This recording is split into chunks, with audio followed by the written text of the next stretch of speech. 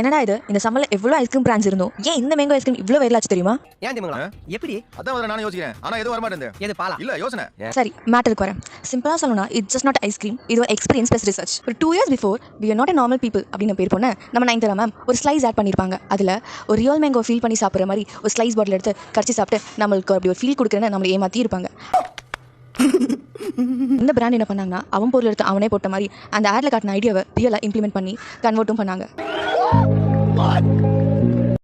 Out side ஃபுல்லாக mango மாதிரி ஒரு ஷேப்பும் ரியல் ஃப்ரூட் மாதிரி உள்ள டேஸ்ட்டும் ரீக்ரியேட் பண்ணியிருக்காங்க. பேக்கிங்கை பார்த்தாலே ரியல் ஃப்ரூட் மேங்கோ மாதிரி கன்ஃபியூஸ் ஆகிற லெவலில் வேறு மாதிரி பண்ணியிருப்பாங்க.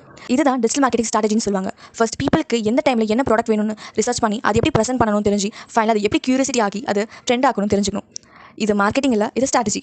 நீங்கள் ஒரு பிராண்ட் ஸ்டார்ட் பண்ண போறீங்கன்னா ப்ராடக்ட் மட்டும் செல் பண்ணாமல் ரிசர்ச் ப்ளஸ் ஸ்ட்ராட்டஜி பிளான் பண்ணணும். ஸோ இது மாதிரி நிறைய வைரலான ப்ராடக்ட்ஸ் பற்றி பேச மறக்காம என் சேனல் ஃபாலோ பண்ணிக்கோங்க. அண்ட் மோர் இம்பார்ட்டன்ட் நெக்ஸ்ட் வேறு என்ன வைரலான ப்ராடக்ட்ஸ் பற்றி பேசலான்னு கமெண்ட் செக்ஷன் சொல்லிட்டு போங்க. பாய்.